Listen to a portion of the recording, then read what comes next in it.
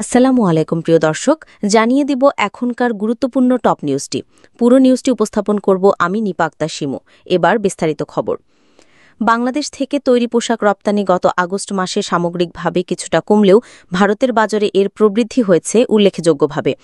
এমন সময় এই প্রবৃদ্ধি ঘটেছে যখন ভারতের আরোপিত বিধিনিষেধের কারণে শুধুমাত্র চট্টগ্রাম সমুদ্র বন্দর দিয়ে পণ্য পাঠানোর সুযোগ রাখা হয়েছে। স্থলবন্দর দিয়ে রপ্তানি কার্যত বন্ধ হয়ে গেছে। ফলে রপ্তানিকারকদের পণ্য পাঠাতে হচ্ছে শ্রীলঙ্কার কলম্বো হয়ে মুম্বাইয়ের নভসাবা বা কলকাতা বন্দরে। এতে খরচ ও সময় বেড়ে গেলেও ভারতের বাজারে বাংলাদেশি পোশাকের চাহিদা অব্যাহত রয়েছে।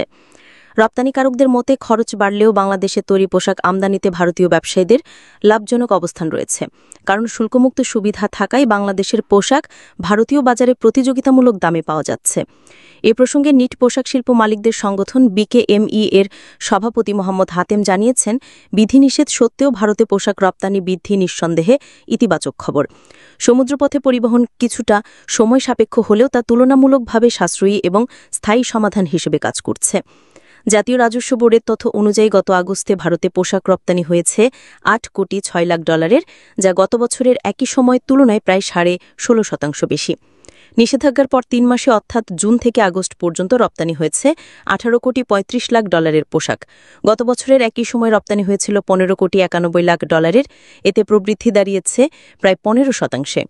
বর্তমানে পুরো রপ্তানি সমুদ্রপথে সম্পন্ন হচ্ছে। এর আগে স্থলবন্দর দিয়ে যেত প্রায় 70% পণ্য আর সমুদ্রপথে যেত প্রায় 30%। অন্যদিকে রপ্তানি উন্নয়ন ব্যুরোর হিসাব বলছে, আগস্ট মাসে বাংলাদেশের মোট তৈরি পোশাক রপ্তানি কমেছে প্রায় 5%। তবে ভারতে রপ্তানি বেড়েছে। ফলে সামগ্রিকভাবে ভারতে রপ্তানি প্রবৃদ্ধি দৃশ্যমান হয়েছে। চলতি অর্থবছরের প্রথম 2 মাসে ভারতে মোট রপ্তানি দাঁড়িয়েছে $31,42,00,000, যা আগের বছরের তুলনায় প্রায় 4% বেশি। ভারত বাংলাদেশের 8ম বৃহত্তম রপ্তানি গন্তব্য। গত অর্থবছরে দেশটিতে $182 কোটি পণ্য রপ্তানি করা হয়, যার মধ্যে 36% ছিল তৈরি পোশাক। ভারতের বাজারে বাংলাদেশি পোশাকের শীর্ষ ক্রেতা টাটা গ্রুপের সহযোগী প্রতিষ্ঠান ট্রেন্ট লিমিটেড, যারা গত মাসে মোট রপ্তানি প্রায় 14% আমদানি করেছে। এর পাশাপাশি আন্তর্জাতিক ব্র্যান্ড H&M, লেভিস রস, M&S, পুমা, ইউনিক্লো, ডিকাথেলন, বেস্টসেলারের মতো প্রতিষ্ঠানগুলোও বাংলাদেশ থেকে পোশাক আমদানি করে ভারতের বাজারে বিক্রি করছে।